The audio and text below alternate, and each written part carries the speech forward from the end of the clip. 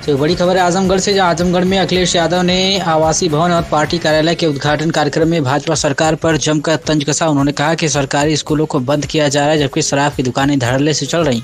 आजमगढ़ नगर से सटे अनवरगंज में अपने नए आवासीय भवन और पार्टी कार्यालय के उद्घाटन के अवसर पर समाजवादी पार्टी के राष्ट्रीय अध्यक्ष अखिलेश यादव ने भाजपा पर जमकर हमला बोला है। उन्होंने कहा कि यदि 2027 में उत्तर प्रदेश में समाजवादी की सरकार बनती है तो हर परिवार को 300 यूनिट बिजली मुफ्त दी जाएगी, युवाओं को आईपैड मिलेगा और महिलाओं को 3,000 रुपये मासिक समाजवादी पेंशन दी जाएगी।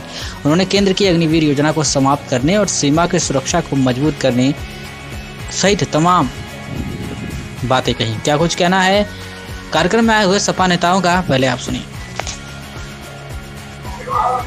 मतलब परिचय देते हुए आज आप केंद्रीय कार्यालय का उद्घाटन है, उस पर क्या कहना चाहेंगे?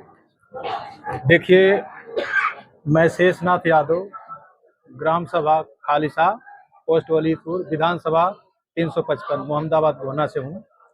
और मेरा जो कार्य है छोटा मोटा जो भी है, कुछ हरियाणा में है, कुछ उत्तर प्रदेश में है। तो माननीय अखिलेश यादव के निर्देशानुसार हम लोग यहाँ आए हैं उनके कार्यक्रम में शामिल होने के लिए, और मुझे बहुत अच्छा लगा। आप देख ही रहे हैं यहाँ पे जो जनता है, उनका जो प्यार है वो दिखने में आ रहा है आपको।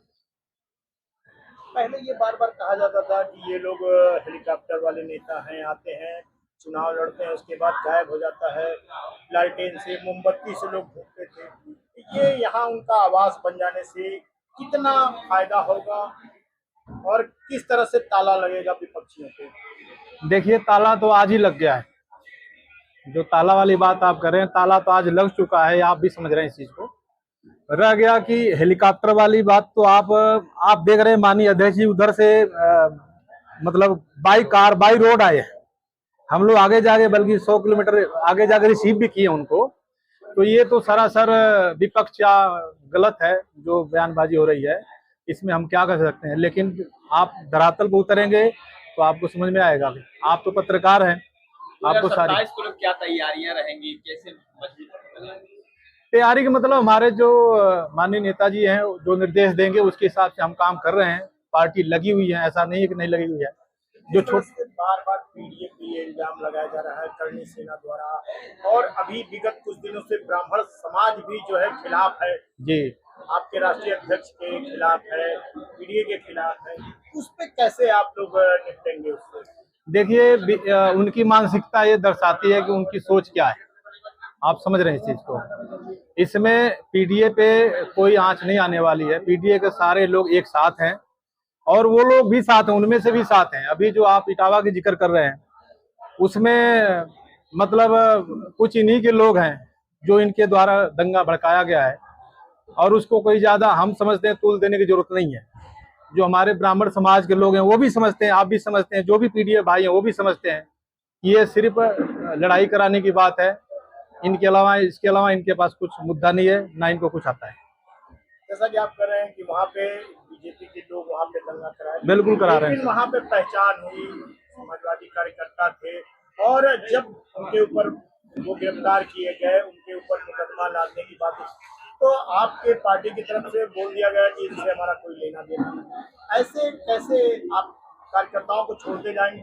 कैसे आपके साथ समझे नहीं? अब ऐसा तो है नहीं भाई साहब, पीडीए के अंदर सारे हम भी सही हैं, आप सही, इतने लोग बैठने, किसके दिल में क्या चीज चल रहा है।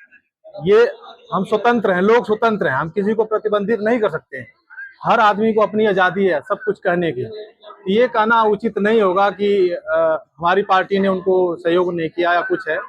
जो सही है हम सही के साथ खड़े हैं, चाहे वो किसी भी बिरादरी को हो, किसी भी कास्ट को हो। हमें बिरादरी और कास्ट से कोई लेना देना, इंसानियत सबसे पहले है।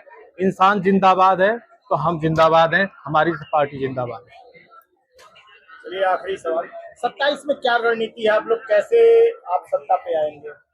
देखिए, विरोध होने के बाद रणनीति तो बनी हुई है, और जो ऊपर वाले हैं वो बना रहे हैं कैसे लड़ना, क्या करना है। उसमें हम बहुत छोटे से एक कार्यकर्ता हैं, उसमें ज्यादा कुछ तो नहीं कहेंगे, लेकिन इतना जरूर कहेंगे 2027 में सरकार समाजवादी पार्टी एंड पीडीए की बनने जा रही है। परिचय देते हुए आज के कार्यक्रम के बारे में क्या कहना है आपका? हम जन्मेजय यादव, प्रदेश सचिव समाजवादी पार्टी। हमारा फूलपुर पौनी विधानसभा क्षेत्र है। आज के इस जनसैलाब को देख करके यह महसूस हो रहा है कि माननीय राष्ट्रीय अध्यक्ष जी के जो सोच है पीडीए का अगड़ा पिछड़ा सभी को साथ लेकर चलने की जो उनकी योजना है, उस पे लोग अपने पूरे मनोविचार से चल चुके हैं और निश्चित रूप से ये जो जनसैलाब है 2027 में परिवर्तन ला के रहेगा। जैसा कि मास्टर जी, इस समय जो दौर चल रहा है, पीडीए पे तरह तरह के आरोप लगाए जा रहे हैं। ब्राह्मण अलग ही स्थान में है, क्षत्रिय समाज अलग है, करणी सेना अलग है, जो तरह तरह से आरोप, अभी इटावा को देख लीजिए, फिर उसके बाद सबको देख लीजिए, और यहाँ भी आपके राष्ट्रीय अध्यक्ष के आने में काला झंडा तक लगाया गया अपने घरों में। कैसे 27 की राह किस तरह से आप लोग आसान करेंगे? नहीं, आप ये समझिए कि आज से नहीं आदि से दो तरह की विचारधाराएं चलती आ रही हैं, एक अच्छा और एक बुरा।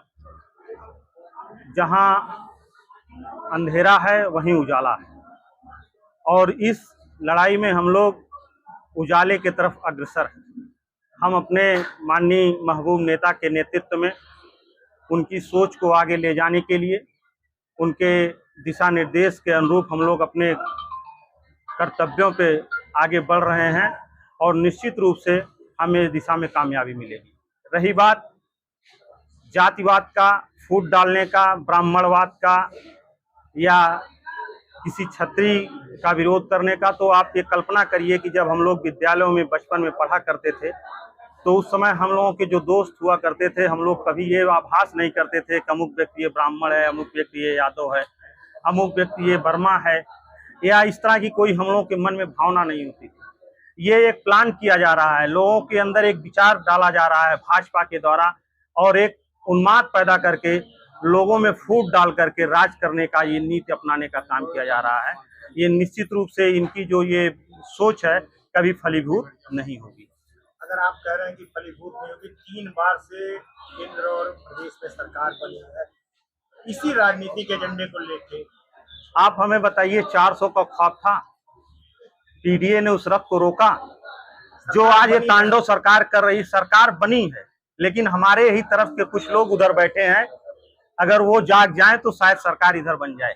तो आप ये समझिए, जयचंद को सुधारेंगे और अपने साथ लेंगे। नहीं, ये जयचंद कहना गलत होगा, ये जयचंद कहना गलत होगा, लेकिन आप इस चीज को समझने की कोशिश करिए कि सत्ता का एक दबाव होता है, और जिस तरह से इस समय भारतीय जनता पार्टी शासन कर रहा है, वो निश्चित रूप से हमारे समाजवादी नेतृत्व को एक उदारवादी विचारधारा से जो उन्होंने पिछली बार सरकार चलाया है, वो एक सीख देने का काम कर रहे हैं कि अगर आप जितना लोगों को प्रताड़ित कर सकते हैं, जितना लोगों को दबा सकते हैं, वही आपके साथ आने का काम करेंगे। ये इन्होंने एक दिशा देने का काम किया। बड़ा आरोप लगाते हैं कि समाजवादी पार्टी सिर्फ मुसलमानों का वोट लेती है, हालांकि बीजेपी सरकार में 51 आईएएस उन्होंने बनाए, इस पर क्या कहें? आप बताइए, क्या मुसलमानों को वोट से ही केवल हमारी जो सीट मिली है, हम लोग देश में तीसरे नंबर के पार्टी हुए, क्या उन्हीं के वोट से हुए हैं? क्या यादव के वोट से हुए हैं? हमारे साथ सभी वर्ग के लोग जुड़ रहे हैं। लोगों को शिक्षा की जरूरत है, लोगों को स्वास्थ्य की जरूरत है, लोगों को उचित आवास की जरूरत है। अच्छा महाशय जी, अभी आपने एक शिक्षा की बात की है, तो शिक्षा पे एक सवाल हो जाए, आप शिक्षा जगत से भी हैं। जैसा कि भाजपा सरकार एक आदेश लाई है जो प्राइमरी विद्यालयों को बंद कर देना जहां कम बच्चे हों, क्या ये उचित कदम है? आप हमें बताइए, ये तो एक सरकार की बहुत बड़ी नाकामी है।